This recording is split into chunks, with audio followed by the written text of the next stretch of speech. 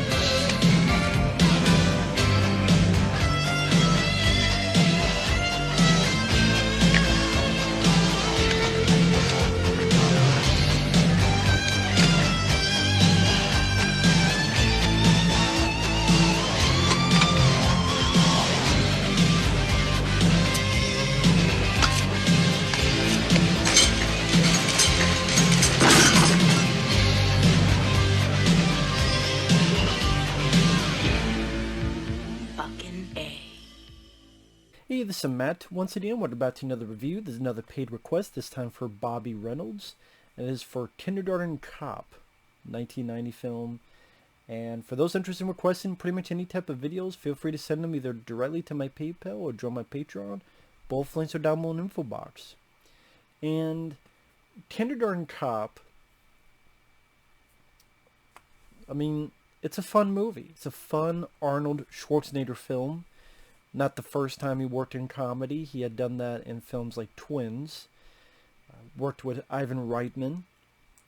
And that is one thing that Arnold did quite a bit in his heyday, is that he would find directors to work with, whether it be James Cameron, who would go do Aliens, and of course True Lies with Arnold. Worked with him in The Terminator. Whether it be John McTiernan and Predator, and then John McTiernan is the guy who would give us Die Hard and The Hunt for Red October. Also, John Milius, Conan the Barbarian, and John Milius would go on to direct Red Dawn. There are in comedy, Ivan Reitman worked in this film, in Twins. Paul Verhoeven in Total Recall. This is a guy that would want to try to find the best director, or some of the best directors, work with them, and maybe put his 2 cents, but kind of get out of the way. And like I said before, Arnold knew he was a product. It's kind of like he knew, like with comedy, I have to think with this film, he knows that a lot of the comedy is going to be how he says certain words, how he says certain phrases, and that's where the comedy is a part of, so you're not laughing at him, you're laughing with him. Like, he has to know that when he says, not a tumor, it's not a tumor. Saying it's not a tumor, not necessarily funny in itself. If I say, oh, it's not a tumor, but when Arnold's like, it's not a tumor, not a tumor, that's what elicits the laugh. And it's part of the reason this film works, a big part of the reason, is the way he says certain lines and the way he interacts with the children. I mean, the title itself, Kindergarten Cop, in a film that at times is decently violent in the third act. I mean, Arnold gets shot in the leg and the arm. You see a little bit of blood squib, as much as they could with the writing, and Arnold shoots the bad guy, Richard Tyson. Right, it's not Paul Verhoeven, but getting a bit more violent than your typical kids films that you would think with the title Kindergarten Cop. But I'm fine with that. Some people may have an issue with that. There's a different set of tone. But yeah, I liked it because it brings a sense of danger to the proceedings. So like the top portions are dangerous, serious, but there's also some fun comedy. So it doesn't feel too kiddie, too cringeworthy. And hey, as a kid, I would see this type of film more than fucking Udi Loves Barney the Dinosaur, that type of crap. Udi Loves was not around this time, thankfully. And this is definitely a time where Arnold was doing a lot better business-wise than Stallone. And I'm a big Stallone fan, but I also am a big Arnold fan. Stallone, love the Rambo film, but I'm just saying, if you look at the box office, Arnold had Total Recall and Kindergarten Cop in the same year. Then a year later, he'd have Terminator 2. Last Action Hero didn't do well soon after, but then you had True Lies. And before that, you had Predator, and you had Twins. And on the flip side, Stallone tries to do comedy, and Oscar, I like Oscar, but that did not do well. Did Rocky V in 1990, did not do well. Stop or Mom Will Shoot, didn't do well at all. So like I said, between the two is definitely Arnold succeeding, and I'm sure that got under Stallone's skin very, very much. And the cast do their jobs well. Arnold Schwarzenegger, like I said, he knows he's a product, and he sells himself as the product that he is. He knows what he can do with his body, with his voice, and he's a smart guy. He fucks up times, including, sleeping with the fucking maid, or whoever the hell she was. But, he fucked up.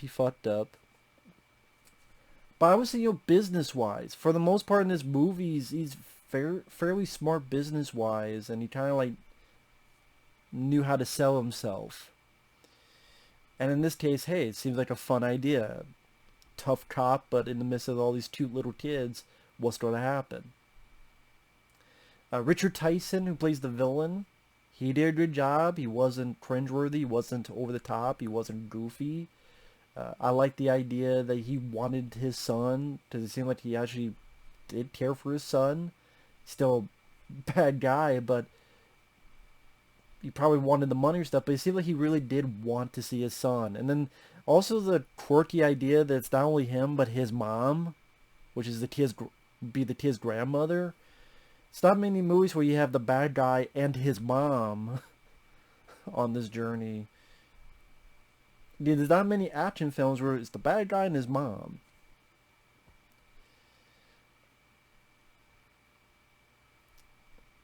Now, this is definitely one of those films that whenever people use the Arnold Schwarzenegger sound bites for the prank calls or whatever they do with Arnold's voice, a lot of it is from this movie. I'm a cop, you idiot. My name is John Kimble, and I love my car. I'm the party pooper. And Ivan Reitman, other than Junior, he knew how to sell and how to use Arnold fairly well. And Ivan Reitman, by this point, he had directed Stripes. He had directed Ghostbusters. Ivan Reitman knew how to deal with comedy. And like I said, worked with Arnold in Twins, and that was successful. Fun film. I forgot that's actually on Blu-ray. I would like to pick that up sometime. And Sally, that and this film has nothing for features. I don't know why they have nothing for features. I mean, I don't think Twins does. Maybe it does. I don't know. I didn't check into it much. But I know this one has no features. I don't know why. Kindergarten Cop, you could have easily done a making of with the kids growing up. Because there's on YouTube, there's not on Skype, one of those other programs, a bunch of the kids are talking and talking about what they're doing today, and then Arnold pops up, hey, how you going? And says hi to the kids. So Arnold has always been proud of the film. The kids seem proud of the film. Ivan Reitman, I would bet he's proud of the film. Get people to talk about the movie. Do a making of, a documentary. I don't understand that. I just don't get it. I mean, Arnold rarely does interviews, but this seems like one of those films he would do. He would talk about. Just again, this is his chance to do something different. But I mean, the stories that Richard Tyson, he's trying to find his son. He gets some info from a guy, shoots the guy. There's a witness. Arnold arrests Richard Tyson. Other cops try to arrest him. I'm a cop, you idiot. Does arrest him, but the witness won't testify. So Arnold tries to convince this witness, so goes to where she's at, which is a club. I like the moment where he gets out and he sees these people ogling his car. Goes, my name is John Kimble. I love my car. Keep an eye on it for you, will you? And like he's shooting the place up, shoots the couch. I'm the party pooper. And like threatens the girl, but threatens her with, we're going to see each other nights, weekends, holidays. I will be stuck with you to the end of time. I can't do Arnold, but I'll try just for shits and giggles. And like Arnold, he works well in comedy. When you see him in interviews, he's a funny guy. Just like Stallone. But Arnold did do better at comedy. And I liked some of Stallone's comedies. I like Oscar. Stop and Mom Will Shoot is not the worst movie I've seen. I'm sorry. I've seen fucking Udi Loves the Big Balloon Adventure. You know, I've seen a lot of shit. I've seen Going Overboard with fucking Adam Sandler. And Movie 43. There are a lot worse comedies than Stop and My Mom Will Shoot. I can have fun with what it is movie-wise, but Kindergarten Cop and Twins are definitely more successful, better comedies. Jingle All the Way as well. Because I think they used Arnold well than those films used Stallone in those comedies. I did not need to see Stallone in a diaper. And then that's what fucked up Junior, because no one wanted to see Arnold pregnant. Him hanging out with Danny DeVito? What are we, twins? Funny. Cop and kindergarten? Funny. Being pregnant? Nah, not really for me. But, and to be honest, Junior, I don't even think it's the worst comedy ever. Like, I don't know if I hate Junior. It just is a bad idea, and it's like, it just, maybe a time waster from what I remember, but it was a bad idea. There's a lot of other movies that would have sufficed better than that. Like have Ivan Reitman direct that Neighbors film that John Hughes was going to do with John Candy and Stallone.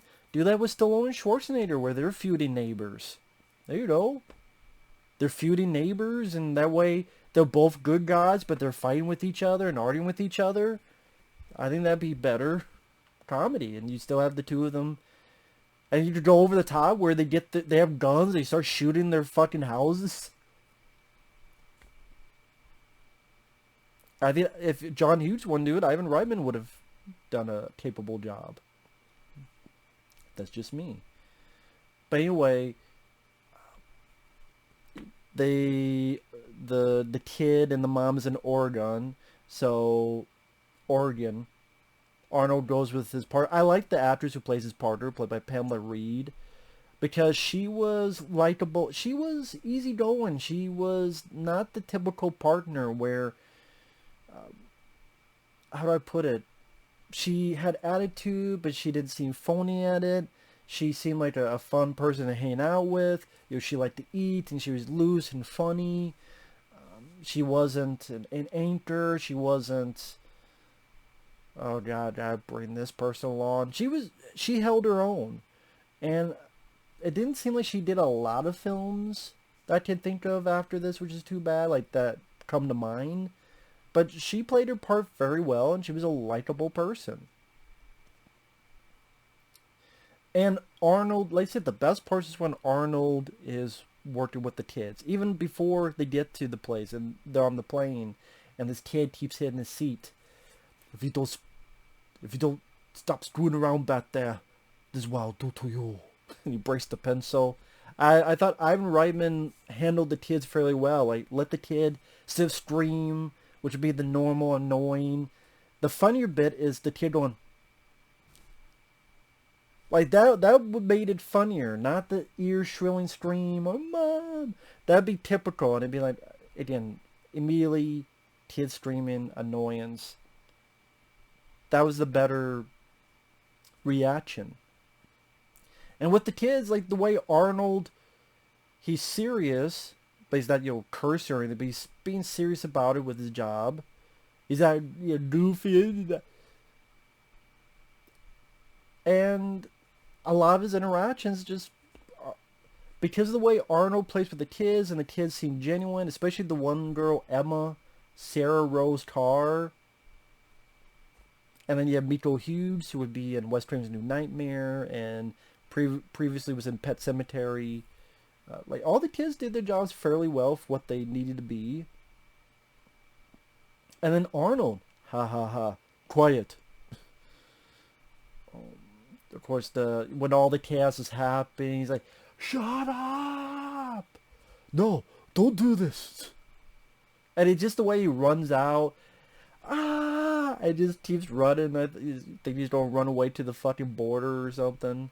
Instead, it comes back with his pet who has a ferret. Favorite moments when he's the one kid who's eating all the... This is your lunch? So you're eating other people's lunches? Stop it! He just throws the kid down. Of course, I mentioned, got a headache. Might be a tumor. It's not a tumor. It's not a tumor. And then when he's getting the whistle, you're gonna be my policeman. You're mine now. No, Mr. Kimble, can't go to the bathroom. There is no bathroom. And then, like, the one little girl, Emma, again, Sarah Rose Carr, which apparently she's gone. She's incognito. No one knows where she's at. Alive, dead. It's too bad, because I think she was in, Father of the Bride, this movie. Like, she was in a couple things and she disappeared. So it's too bad. I thought she was the best of the kids. And it's like, I'm not a policeman, I'm a princess. And it's like, take your toy back to the carpet. I'm not a policeman, I'm a princess. Take it back. Okay. Just the way you have Arnold is like, take it back. And I think we're allowed to laugh because you don't have the kids scared, crying, fearful. It's just, alright. That's what helps make it laugh. And because I've seen this film many times, I know that's coming. And, you know, if she got scared and frightened and crying, then, you know, it wouldn't be funny. It's someone yelling at a little kid. But it's that these kids, after that initial moment of crying, they're never scared of Arnold's character. They're either indifferent or then they start liking him, but they're never scared of Arnold. And that was, I thought, that helps with the comedy and humor in the situation. And they didn't make the kids annoying. They didn't make them irritating. That's another, and again, credit goes to Ivan Reitman for pulling that off with this many kids. I know there's a sequel, Kindergarten Cop 2, with Dolph Lundgren, which isn't that good of a movie, but I could watch it because I like Dolph Lundgren. It was fun to see Dolph Lundgren play that type of role, but no, it's nowhere near as good as this. It doesn't have the same director, it doesn't have the same music. The music, I thought, fit fairly well in the sequences. It's a very fitting score. I forget who did the score, damn it. Should have looked it up. But the composer did a nice job.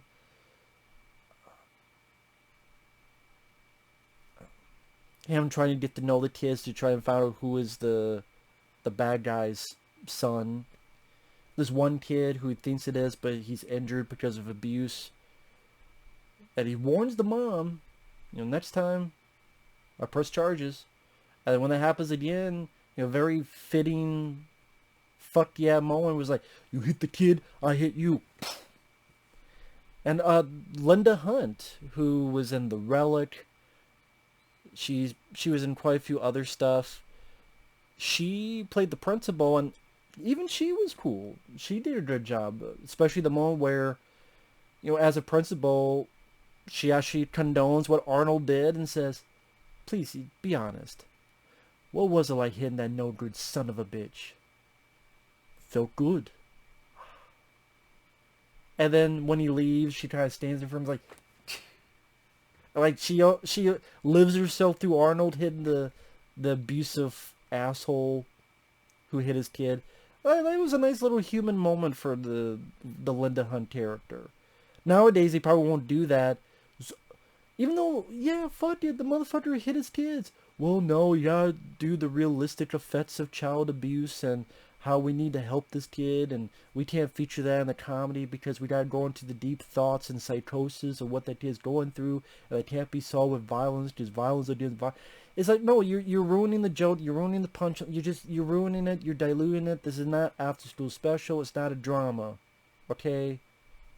Sally, that's why you can't do stuff like this nowadays. Which there was someone fucking told me that they were trying to cancel this film, and this film is fuck that. I didn't even want to. I didn't even read the article because it pissed me off. And then the whole fucking video would be about that. I would say the movie does feel a bit long. It's about an hour and 50 some minutes, and it's not that I hate it, but the whole romance theme between Arnold and then Penelope Ann Miller, who also would be in The Relic. I mean, they were fine. Like, Arnold and Penelope worked fine, but I'm watching this and going, I don't think you need a love story in this. I don't think you do. It could be like he cares for the kid and he's friends with the kid and he's got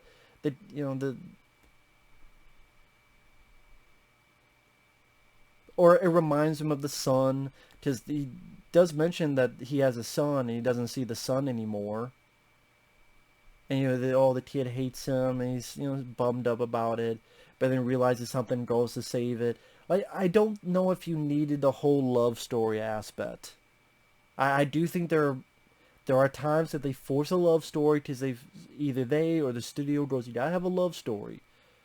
Again, it's not that it's bad. It's just I don't think it was needed in here. And I think that kind of hurt the pacing a bit.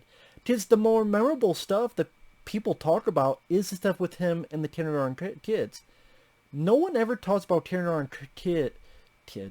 No one ever talks about kindergarten cop and talk about the love story between Arnold and the mom. The times I hear about kindergarten cop, no one ever brings that up. Because no one... It's not that they don't care, just it's the least interesting part. Either have more of Arnold with the kindergarten kids, or just cut that stuff out and it would improve the pacing. In fact, if you cut that out, this probably would be like a 90-minute movie instead of an hour and 50-minute movie. And I don't think the love story would be that greatly missed. Because you already have the stuff with his partner who's sick, and then interaction between Arnold and her. You already have, again, his interactions with the kids, and then we'll come back to the villain and his mom trying to get to where they need to be. It just seemed this is being forced into it when it's not really needed. And that happens a lot, where love stories get forced into storylines are not needed. I mean, I like the film, and can you really tell me that the love story was an essential part of it? It's not a bad part, but just not needed at the end of the day. I mean, I was fine with it when Total Recall with Rachel Ticotin, another 1990 film, that was fine. That didn't bother me at all. This, again, they kiss at the end and things are fine after the whole battle.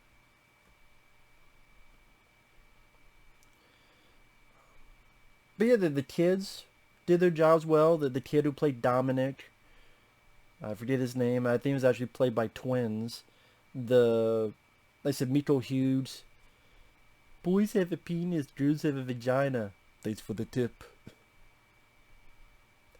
Like I said, the Arnold interacting with the kids, especially those initial moments, are easily the best parts of the film.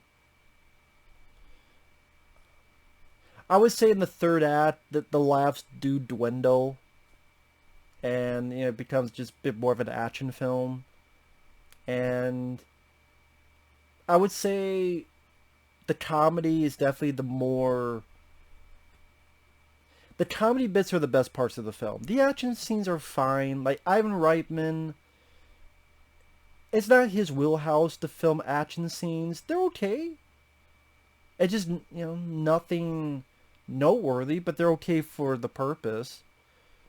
And that's why, I look at this more as a comedy, not as an action comedy. There's a little action sprinkled out, but it works best as a comedy. I'll say that. And I said, Richard Tyson does fine as the villain.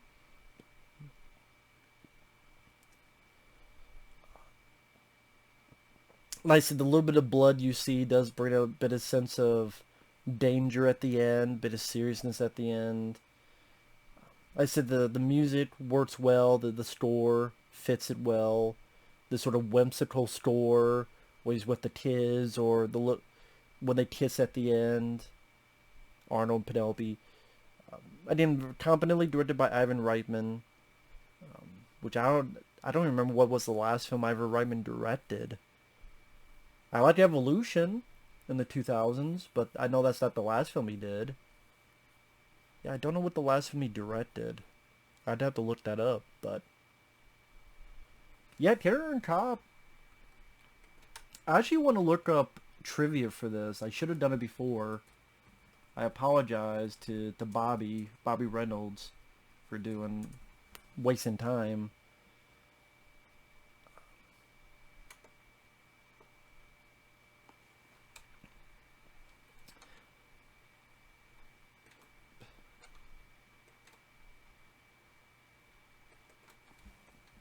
Actually, I want to look up who the composer is too. I could have done this on the phone, that way the webcam would not freeze up. Randy Edelman. Okay. Randy Edelman.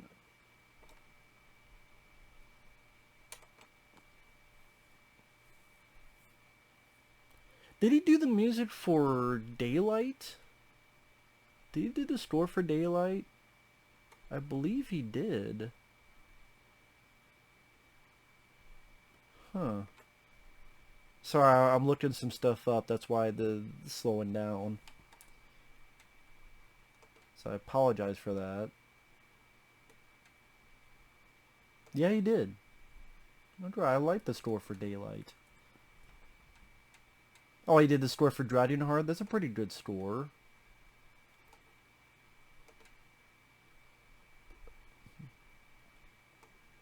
Again, sorry for the silence. Okay, we have trivia here. Arnold had a few conditions before accepting the role. He wanted Ivan Reitman to direct it. He wanted a physical fitness theme. And he and Reitman wanted broken homes, child abuse, and family life written into the script. Okay.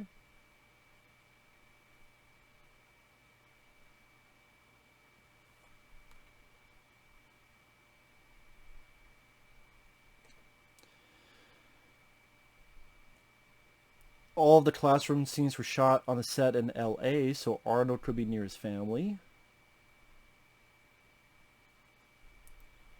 During an off day, Arnold flew to L.A. to film the teaser trailer for Terminator 2. Of all of his films, Arnold stated this is his favorite role, as it was a departure from his typical action heroes. He also loved working with the children. I don't know if that's maintained, but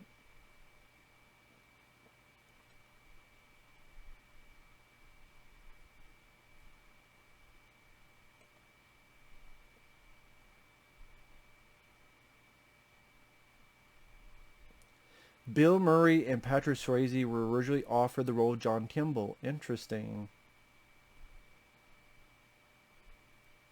Patrick Swayze, I don't know. I mean, I like Patrick Swayze, but I don't know if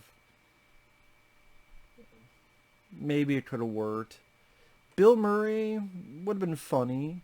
But I think Arnold, because of his stature and his way of speaking, I think he was the best part for the role.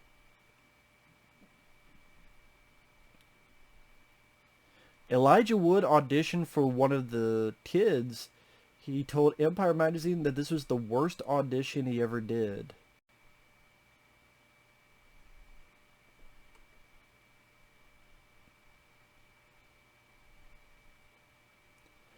Arnold speculates the film would have grossed an extra $25 million if it were less violent.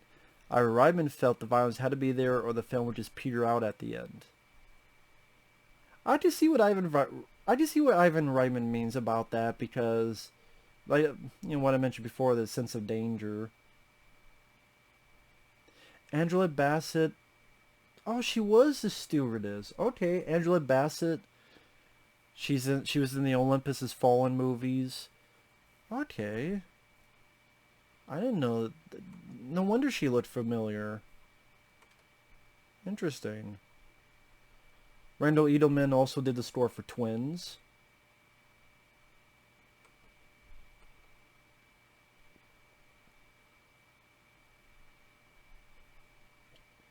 Let's see.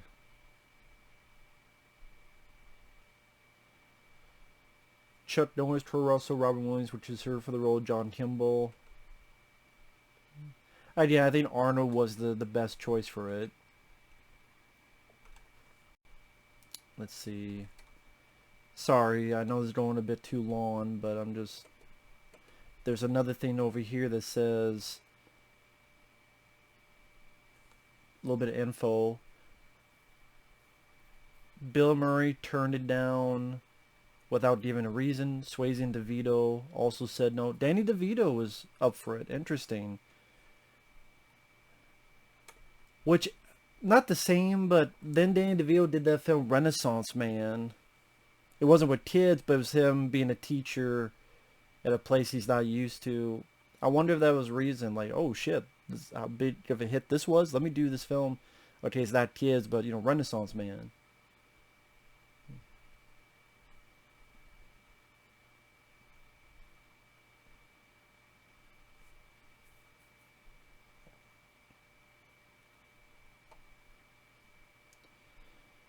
A lot of it was shot in Astoria, Oregon. Huh. Let's see. Sorry, I'm itching my nose.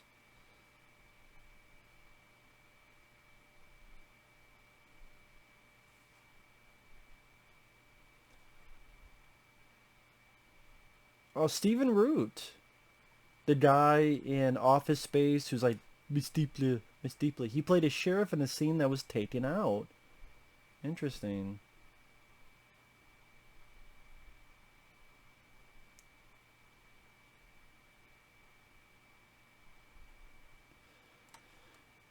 Schwarzenegger first saw a convoy of military Humvees drive by on the set. He met the executives of the military contractor responsible for the vehicles personally and signed waivers to acquire one of his own. He gradually convinced the company to design the vehicle for the civilian market and got his way in 1992. If Arnold had not made the film, Hummer vehicles might not have become available to the public. Huh. Maybe that would have been a good thing. Unless you're a fan of Hummers.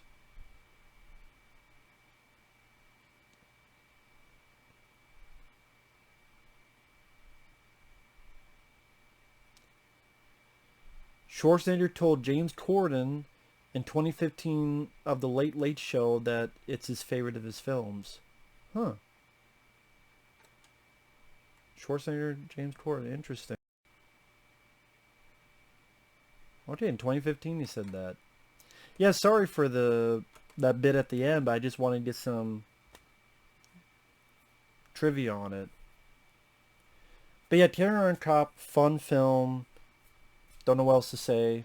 And sorry about the whole end. Looking at trivia. Hope I didn't bore you too much. With that said, thanks for watching. Take care, and we'll see you guys later. Bye-bye.